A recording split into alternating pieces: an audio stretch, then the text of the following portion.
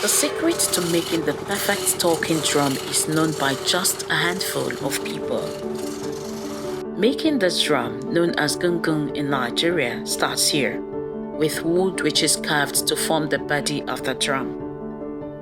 The process begins by selecting a piece of wood that is suitable for the size and type of drum being made. This requires a high level of skill and attention to detail to select the type of wood that would produce a high-quality drum. Once the right wood has been selected, the wood turner will first use a table saw to cut the wood into a rough cylinder shape, which will serve as the drum body. Next, the wood is mounted on a lathe machine. This is typically done by attaching one end of the wood to a chuck, which holds the wood in place while it spins. The chuck is usually mounted on the headstock of the lathe, which is the end of the machine that rotates the wood. The wood turner will then use a tailstock, which is a device that is mounted on the opposite end of the lathe to hold the other end of the wood in place.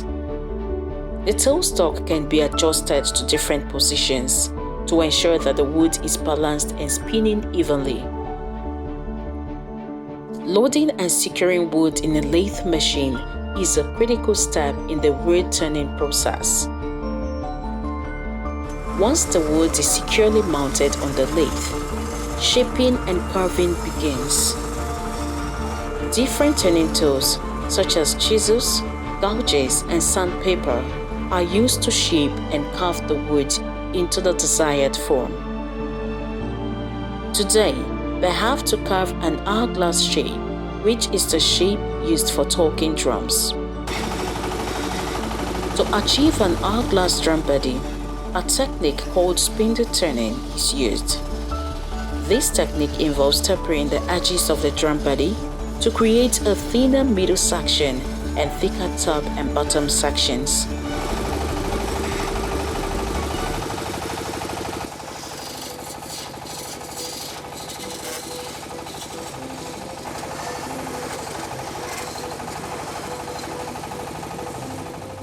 Once the shape is achieved, the wood turner will sand the edges of the drum body to a smooth finish. This ends the first phase of talking drum making.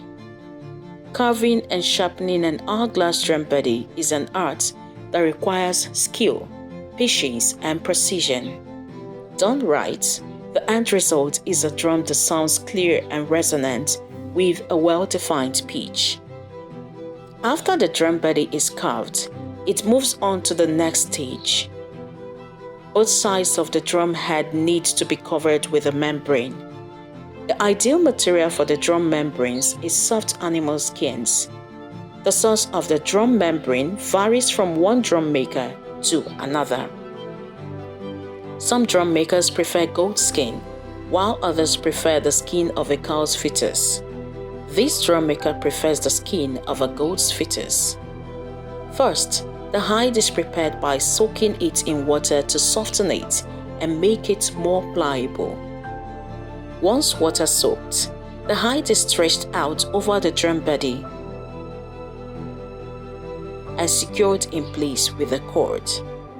To finish off the drum, leather is cut to the desired length to form cords, after which they are fastened.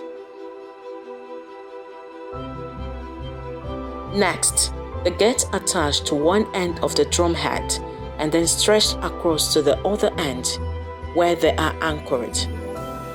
As the leather cords get attached, bamboo sticks are used for tension control and as an additional support for the cords, which helps to keep them from slipping out of place. The tighter the cords, the higher the pitch of the drum will be. This process continues until the cords are attached all around.